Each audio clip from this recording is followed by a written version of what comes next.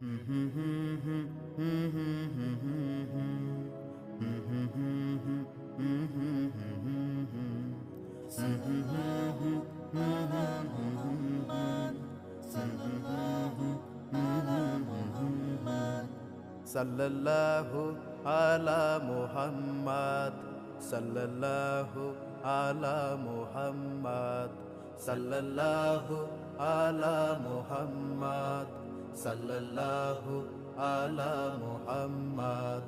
তুমি নবীদের নবী, কোরআনের প্রতিছবি।